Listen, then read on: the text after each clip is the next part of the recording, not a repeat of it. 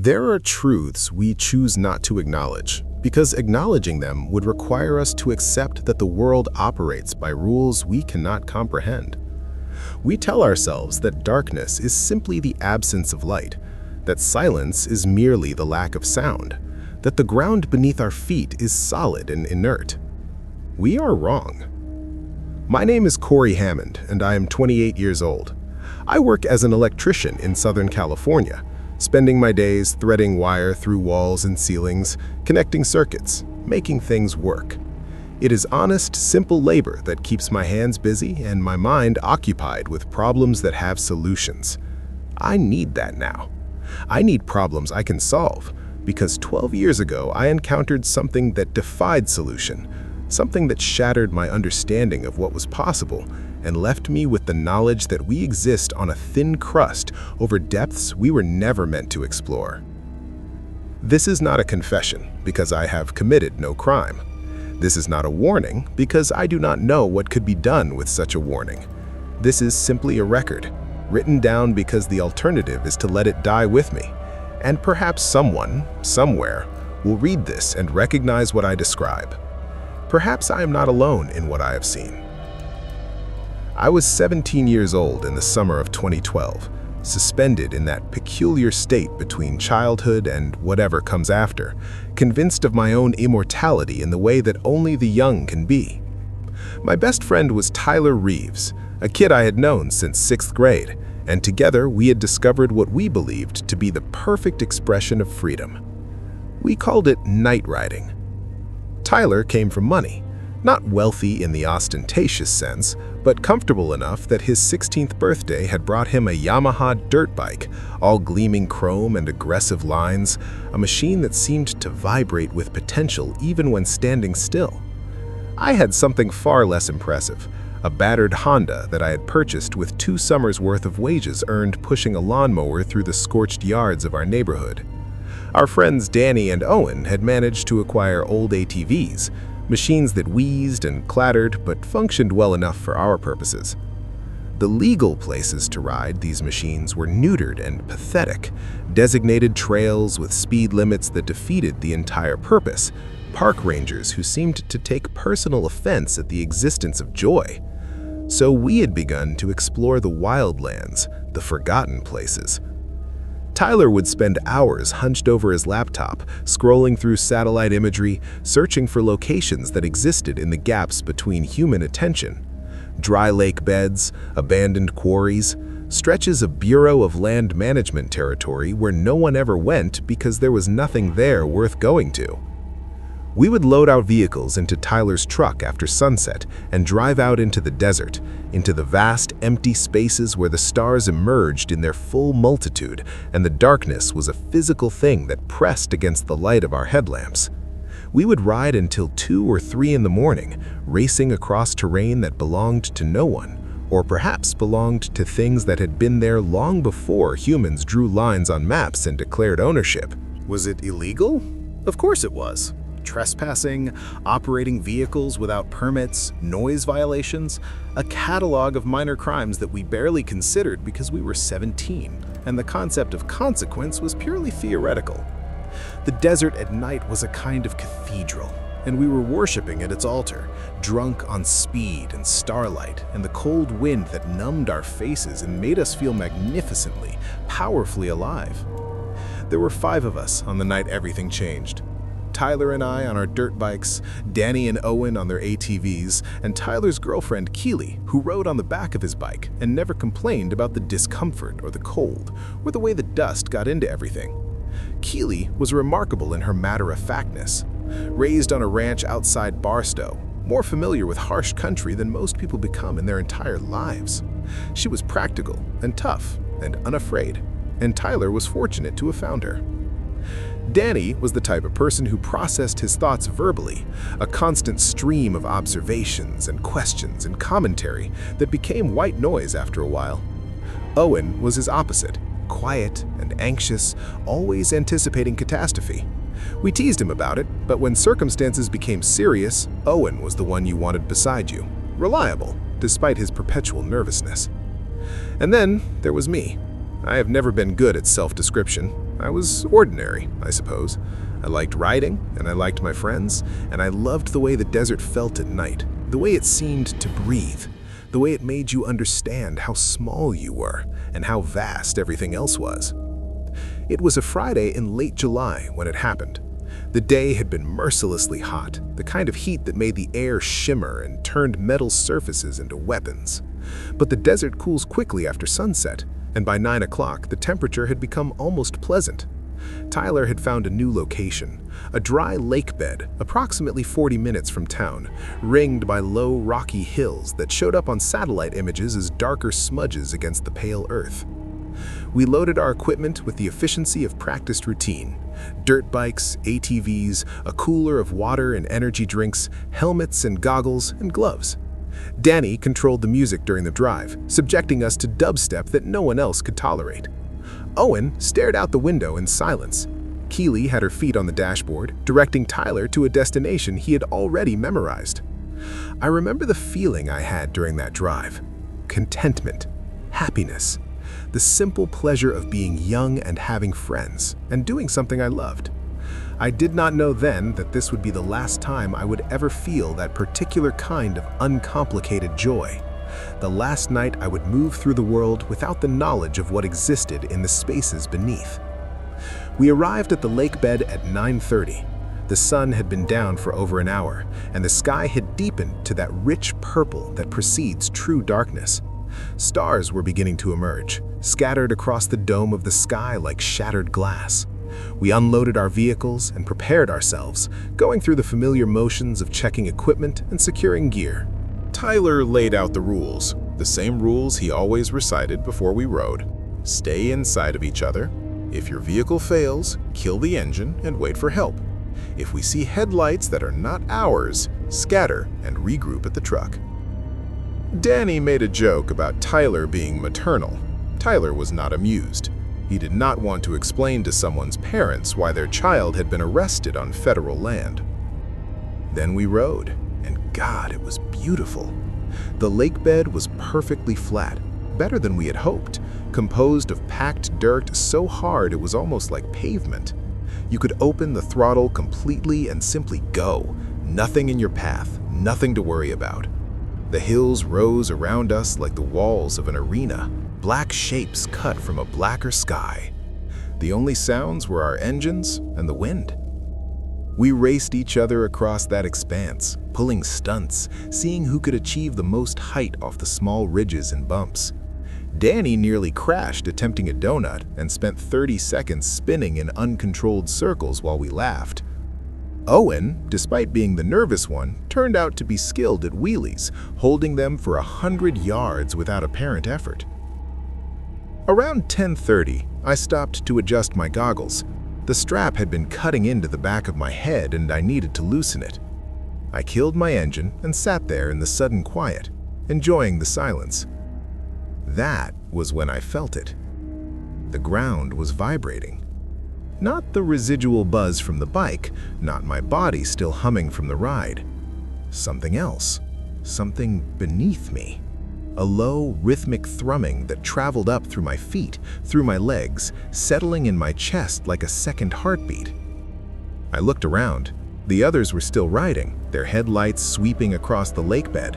They had not noticed anything yet. Then Danny killed his engine. He had stopped perhaps 50 yards away, and I saw him freeze, saw him look down at the ground. "Hey," he shouted, his voice carrying across the empty space. "Do you guys feel that?"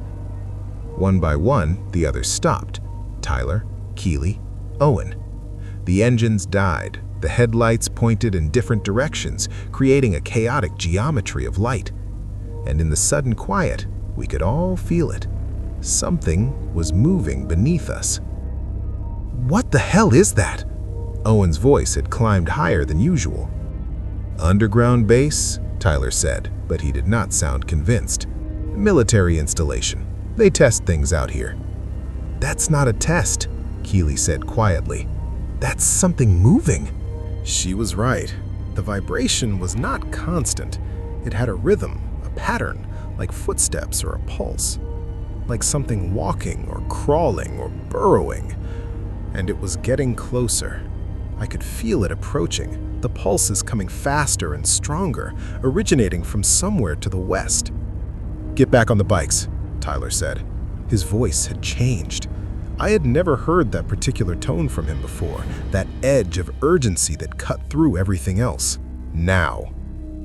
We started our engines and the noise drowned out the vibration. For a moment, I thought perhaps we had imagined it, that we had allowed our imaginations to transform something ordinary into something strange. Then Keely screamed. I turned my head and saw her pointing. At first, I could not comprehend what I was looking at. The ground was moving, but not in the way ground moves during an earthquake. A ridge was forming in the dirt, a raised line of displaced earth, and it was traveling across the lake bed like a wave moving through water. It was fast, impossibly fast, and it was heading directly toward Danny. "Danny, move!" Danny saw it. His eyes went wide and he gunned his ATV, veering hard to the right. The ridge changed direction. It began to follow him. I watched, paralyzed, as Danny pushed his machine to its limit. The ridge closed the distance, 20 yards, 10 yards, 5. Then it stopped.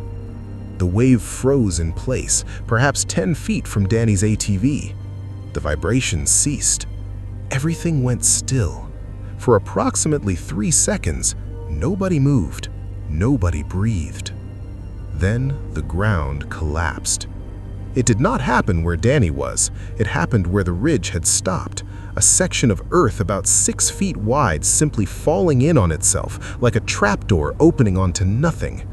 Dirt and rocks tumbled into darkness, and I heard a sound that I cannot adequately describe, a wet, grinding noise, like something retreating. I saw it for just a second in the shadows of that hole, something pale, something that moved in a way that made my stomach contract. It was pulling back, withdrawing into the earth. Then it was gone.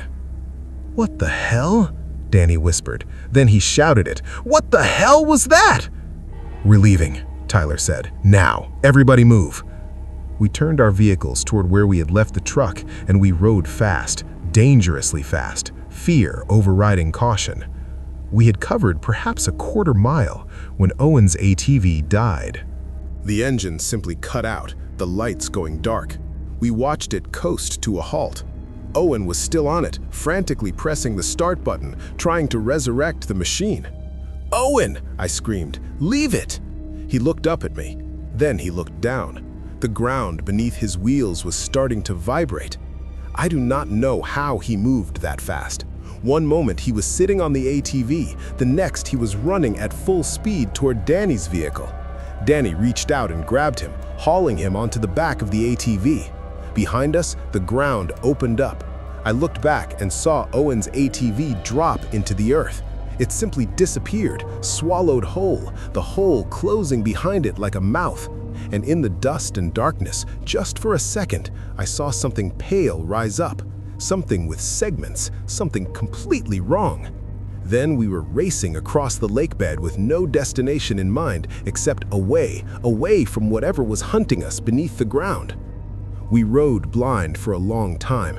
Not literally blind, we had our headlights, but we had stopped navigating. We were simply fleeing, pointing our machines away from where we had been and opening the throttles, praying that whatever was beneath us could not keep pace. When Tyler finally slowed and signaled us to stop, I realized we had no idea where we were. The lake bed looked the same in every direction, flat and featureless. The hills rose around us like prison walls. The sense of freedom had been replaced by a sense of enclosure, of being trapped in an arena with something that wanted us dead. We had entered from the southeast, parking near a gap in the hills that Tyler had marked on his phone. But in the chaos of our escape, we had become completely disoriented. I could not tell which direction was which. The stars were no help. I had never learned celestial navigation, and even if I had, I was too panicked to think clearly. "Where's the truck?" Danny asked, breathing hard, Owen still clinging to his back. "I don't know," Tyler said. "What do you mean you don't know?" "I mean, I don't know, Danny. I was a little busy trying not to get swallowed by the ground." We checked our phones. Danny's was dead. Keely's had 40% battery when we left, and now it was exhausted. Tyler's showed 12% with no signal. Owen's had 34%, also with no signal. "We need to get higher," Tyler said. "Up on those hills, maybe we can get a signal, figure out where we are." Nobody had a better suggestion. We started moving again, slower now, heading toward the nearest hill. Every few seconds I would tense, mistaking some new vibration for the ground opening beneath me. The vibration was there, distant, far off to our left. Whatever was down there seemed to be circling the edges of the lake bed, though I could not imagine why. We reached the base of the hill and killed our engines. The silence was nauseating. You could hear everything in that silence. The wind, insects, your own breathing, and beneath it all, if you listened carefully, a faint, rhythmic pulse from somewhere underground. The climb was brutal. The hill was perhaps 100 to 150 feet tall, but the terrain was composed of loose rock and brush, and we had to make the ascent in darkness. Danny twisted his ankle halfway up when a rock shifted beneath his weight. For a second, he half screamed, thinking it was the thing underground. Keely scraped her palms raw on a fall near the top, catching herself on jagged rock. I could see blood on her hands in the moonlight, dark and glossy. We reached the ridge around midnight. Below us, the lake bed stretched out like a pale scar. I could see our vehicles clustered at the base of the hill, 3 motionless silhouettes. I could see the hole where Owen's ATV had disappeared, and I could see the ground moving.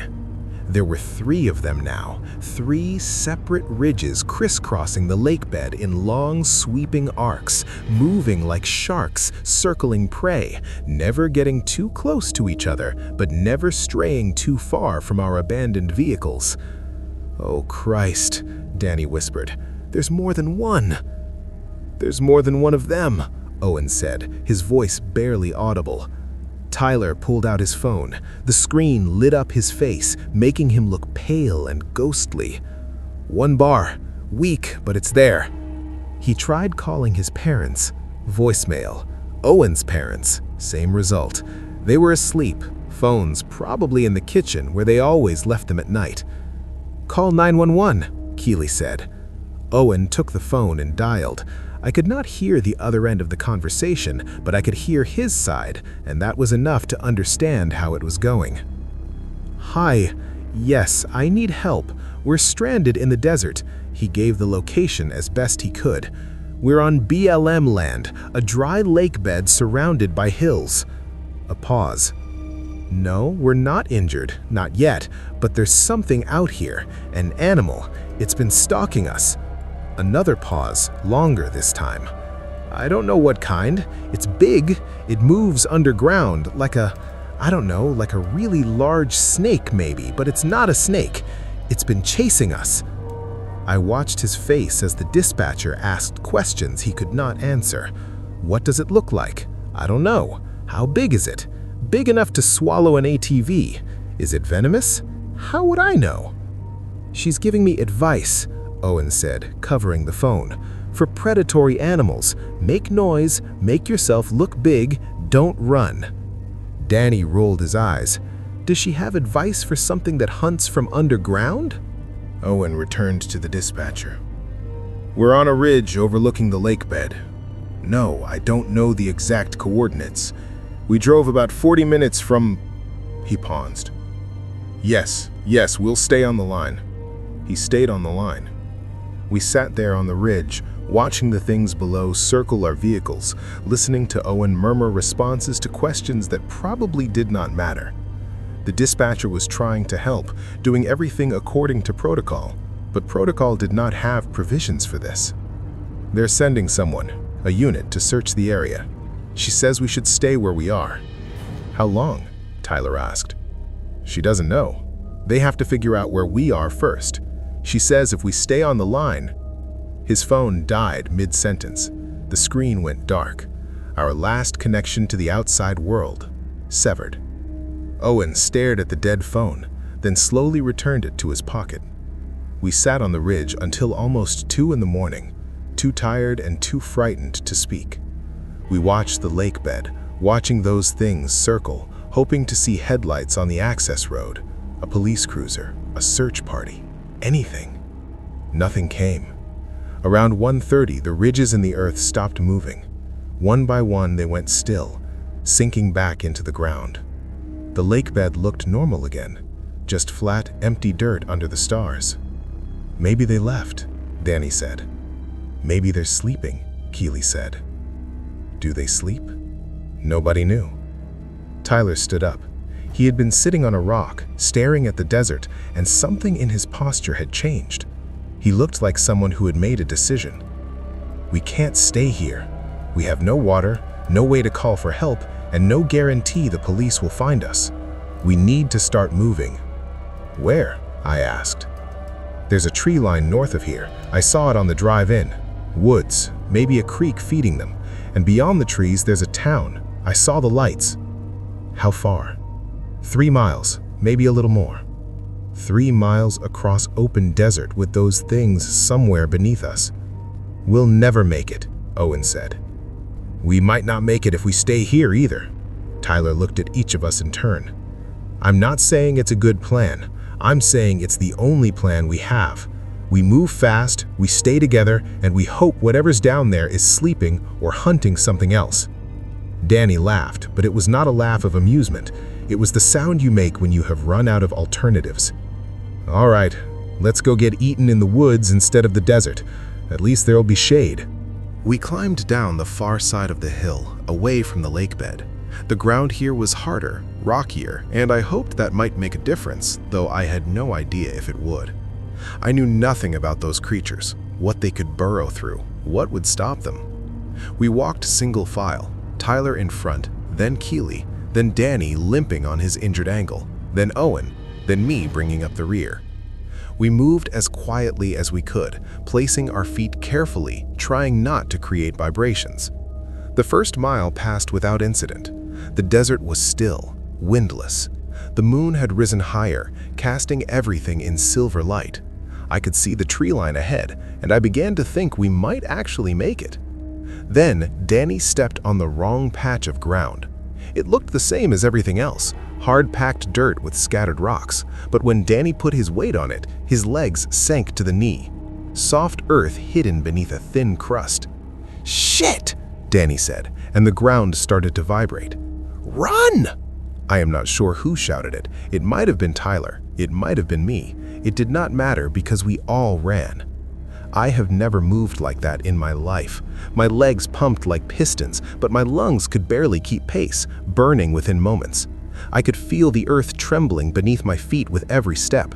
The vibration was getting stronger, getting closer, and I knew without looking that something was coming behind us. Keely fell.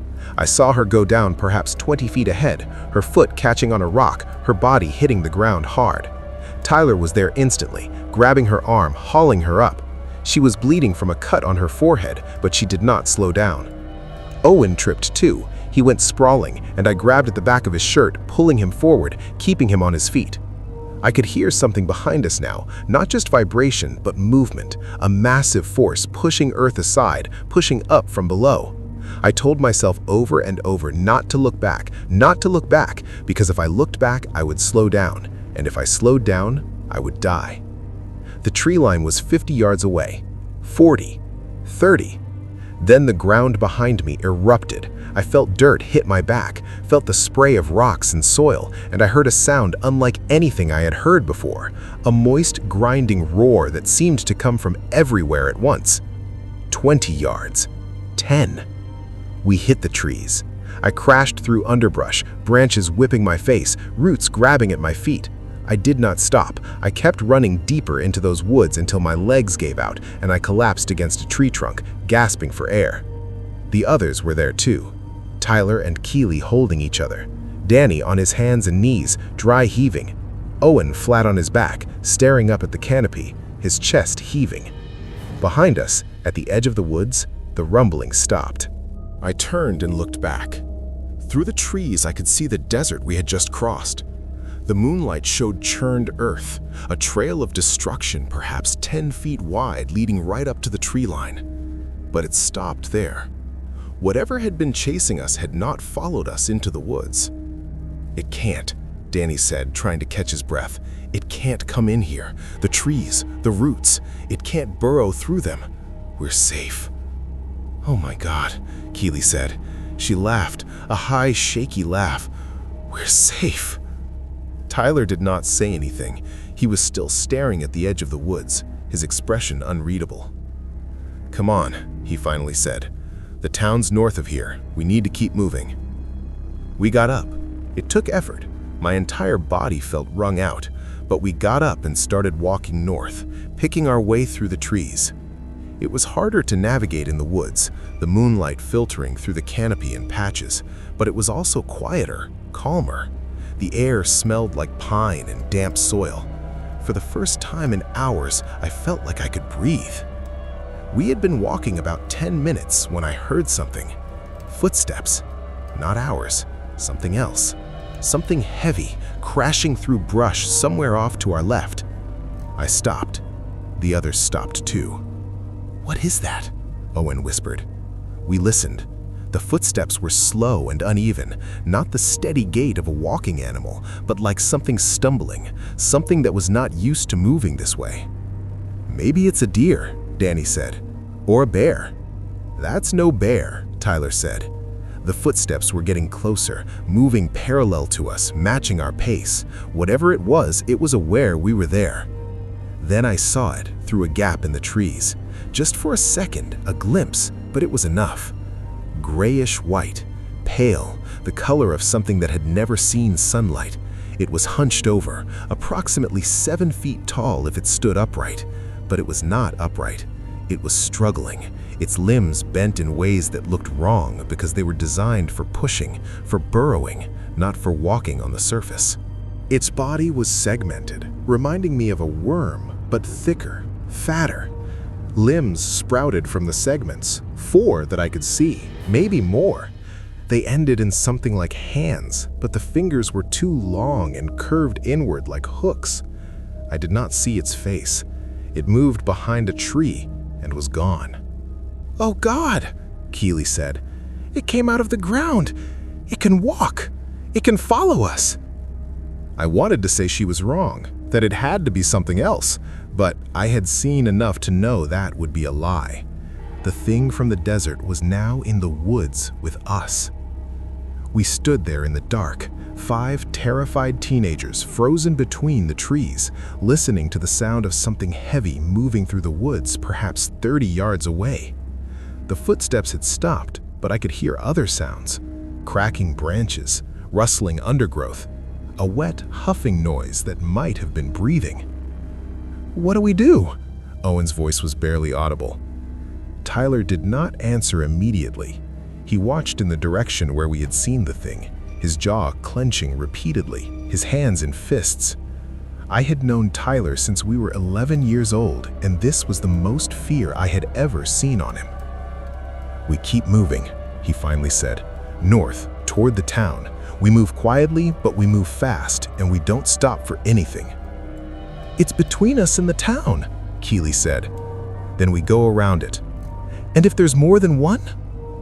Tyler looked at her in the dim light filtering through the trees. I could see something pass between them, a silent communication that couples develop. "Then we deal with it when that happens," Tyler said, "but we can't stay here." He was right. Standing still was not an option. Whatever that thing was, it knew where we were. If we did not move, it would eventually come to us. We started walking again, slower now, more carefully. Tyler led us at an angle, veering east to put distance between us and where we had seen the creature. The woods were thick here, full of undergrowth, and every step made noise no matter how carefully we placed our feet. Danny was struggling. His twisted ankle had swollen during our run from the desert, and now he could barely put weight on it. Owen and I took turns supporting him, one arm over our shoulders, helping him through the brush. It slowed us down. The sounds followed us. Not constantly, There would be long stretches of silence where I would start to hope we had lost it. Then I would hear it again, that heavy, uneven movement somewhere off to our left, still parallel to our path. It was tracking us, keeping pace, waiting for something. "Why isn't it attacking us?" Danny whispered during one of our brief stops. Despite the cold, he was sweating. If it wanted to kill us, it could have done it by now. Maybe it's not sure. Maybe it's never hunted above ground before. Maybe it doesn't know how. Great, we're being stalked by a confused monster. That makes me feel so much better. "Shut up," Tyler said. "Both of you, listen." We listened. The woods had gone quiet. The footsteps and rustling and breathing had stopped. There was only wind and trees. No, there was another sound, something distant. "Cars," Owen said. "I hear cars." He was right. Somewhere ahead, perhaps half a mile, I could hear the hum of traffic. And beyond that, if I strained, I could see lights through the trees. Street lights, porch lights, the glow of a town. "We're close," Tyler said. "Come on, we're almost there." We pushed forward with renewed energy. Even Danny seemed to find some reserve of strength, hobbling faster despite his ankle. The lights grew brighter through the trees. The sound of cars grew louder. Civilization, safety. We were going to make it. The creature hit us from the right. One second we were walking, the next something massive crashed through the undergrowth and slammed into Tyler, sending him sprawling. Keely screamed. Tyler hit the ground hard, rolling, and came up swinging, but the thing was on top of him. I could see it now, really see it, and my brain could not process what it was. Pale, almost glowing in the darkness. Its skin was slick and glistening, like something never meant to see open air. The segments of its body pulsed and contracted as it moved, each rippling independently, as though the thing was composed of dozens of smaller creatures fused together. Its limbs, 4 that I could count, were nearly infinitely jointed, flexing and bending in ways that were sickening to watch. They ended in thick, hooked appendages, obviously designed for digging, for pulling things down into darkness. Its head was a blunt mass at the front of its body, with a vertical split that opened and closed, suggesting a mouth. The slit was ringed with something that looked like teeth, but were not teeth.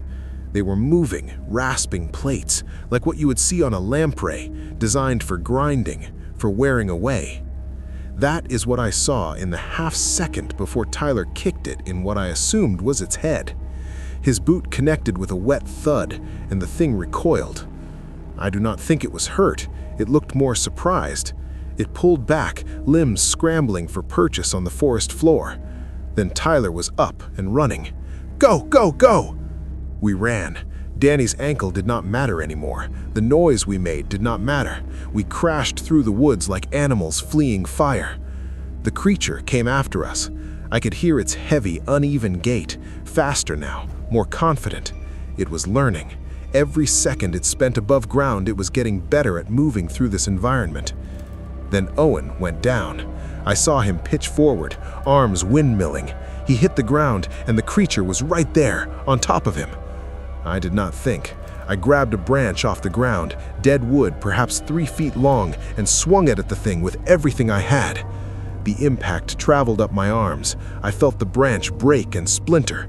The creature made a sound, high-pitched, a sort of shriek, and turned toward me. For one horrible second, I was face to face with it, that eyeless head, that grinding mouth close enough that I could smell it, a rank mineral odor like wet clay and rotting meat. Then Tyler was there, grabbing Owen, hauling him up. Danny was there too, throwing rocks, anything he could find. Keely was screaming at me to run. I ran. We burst out of the tree line, and suddenly there was open ground ahead of us. A grassy slope leading down to a road. Streetlights, houses, a gas station with its lights still on. The town. I risked a look back. The creature was at the edge of the woods, It had stopped there, its body partially hidden by trees, its head turning back and forth as though sensing us, or the streetlights, or the sound of cars, or the presence of people. It did not follow us into the open. Perhaps the light deterred it. Perhaps the hard pavement offered nowhere to burrow, nowhere to retreat. Perhaps it knew on some instinctual level that this was not its territory. Whatever the reason, it stayed at the tree line and watched us without eyes. Its mouth opened and closed repeatedly, grinding plates catching the distant light. Eventually, it turned and disappeared back into the woods. We did not stop running until we reached the first building, an apartment complex, 2 stories, cheap stucco, one of those buildings you see everywhere in Southern California. There was a light on in one of the ground floor units, and Tyler ran straight to the door, pounding on it. "Hello, please, we need help. Please open the door." For a terrible moment, I thought no one would come, that whoever lived there would ignore us, and we would be stuck in the open with that thing still somewhere in the woods behind us. Then the door opened. A woman stood there in a bathrobe, perhaps 45 or 50 years old, curlers in her hair, cordless phone in her hand. She looked at us like we were aliens. "Please," Keely said. She was crying, tears cutting tracks through the dirt and blood on her face. "Please help us. Something's chasing us. We need to call the police." The woman looked at Keely, then at the rest of us. 5 filthy, bleeding, terrified teenagers standing on her welcome mat at 4 in the morning. I'm not sure what she saw on our faces, but whatever it was enough. "Come in," she said. "All of you, right now." Her name was Barbara. She had a husband who slept through the entire thing, snoring in the back bedroom, and a cat that hissed at us from under the couch. She sat us down in her living room, brought water, called 911 while we tried to stop shaking. I remember sitting on that couch, looking at Barbara's family photos on the wall, her normal furniture, her normal life, feeling like I had stepped through a portal from another dimension. An hour ago, I had been running for my life from a real monster. Now I was sitting in a stranger's living room, drinking water from a glass with cartoon lemons on it, waiting for the police. The police arrived about 20 minutes later. 2 of them, a man and a woman, both looking tired and skeptical. They took our statements separately. I told them a version of the truth. We had been night riding, something had chased us, an animal, some kind of predator. We had gotten lost, run through the woods, ended up here. The female officer asked me what kind of animal. I said I did not know, but it was big and fast. She wrote it down without comment. I could tell she did not entirely believe my story, but I could also tell she was not going to push it. We were clearly traumatized, and something had clearly happened, but the details did not add up.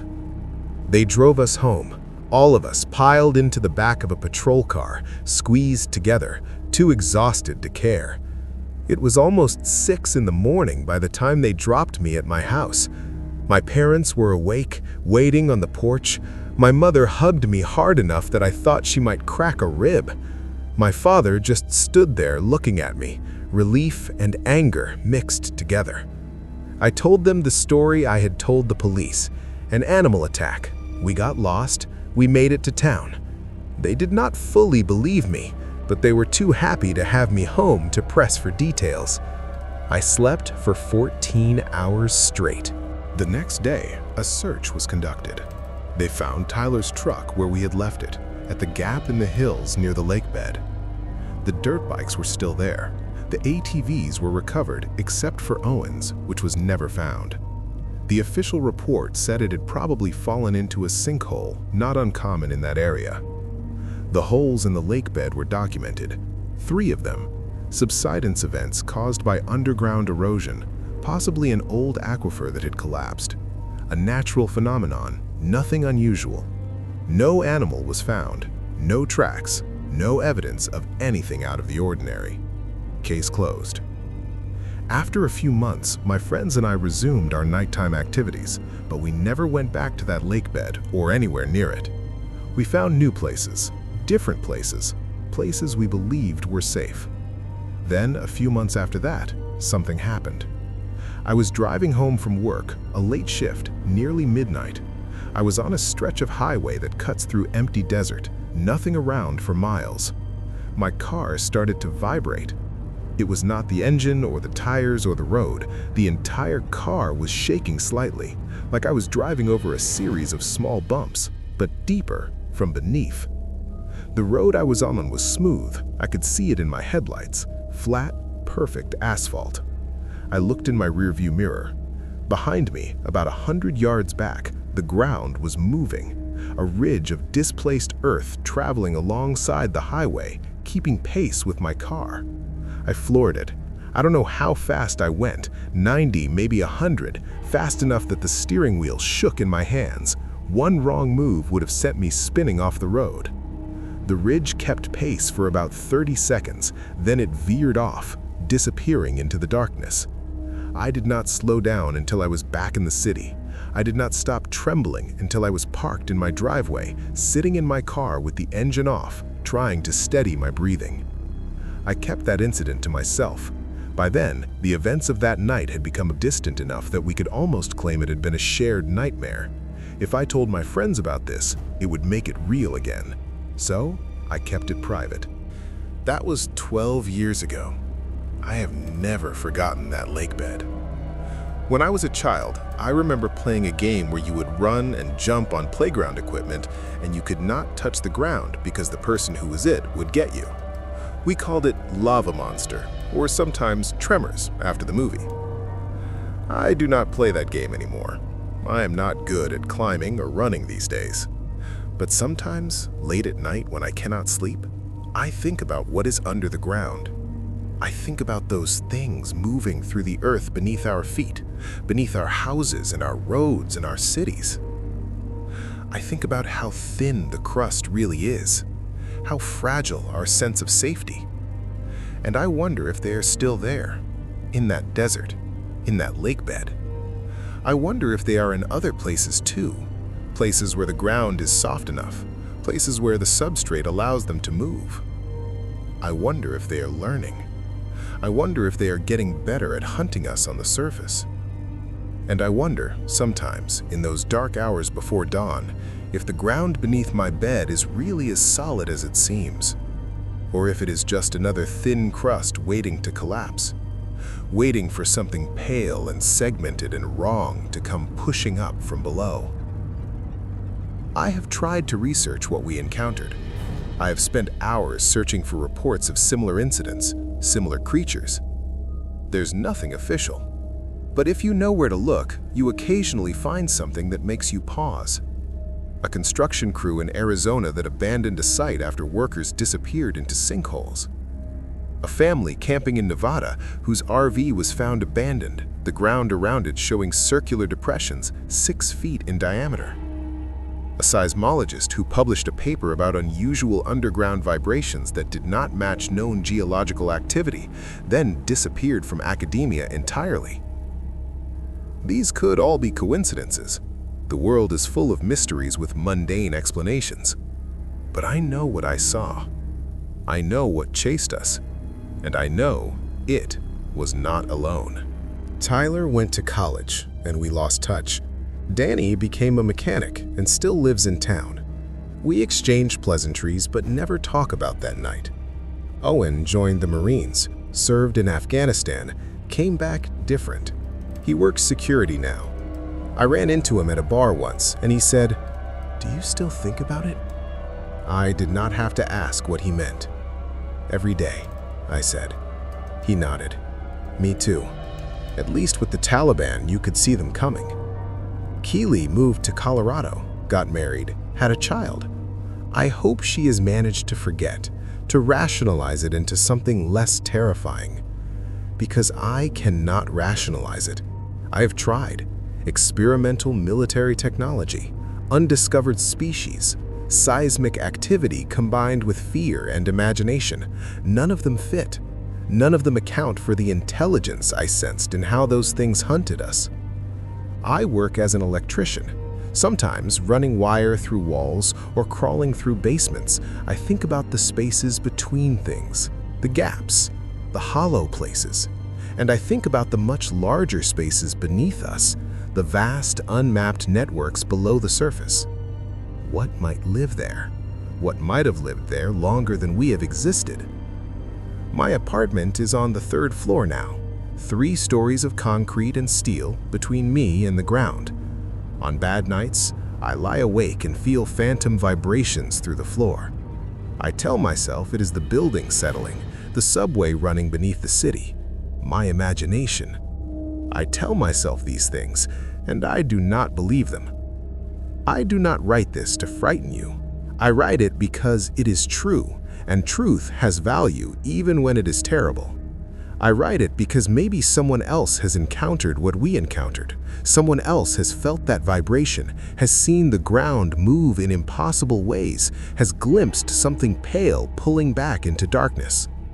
If you are out there, if you have seen what I have seen, you are not alone. You are not crazy. It was real, it is real, and it is still down there. We like to believe we live in a world where everything is normal, where the ground is solid, where the only things that hunt us are things we can see and name and understand. We are wrong. And somewhere, deep beneath your feet, something is moving.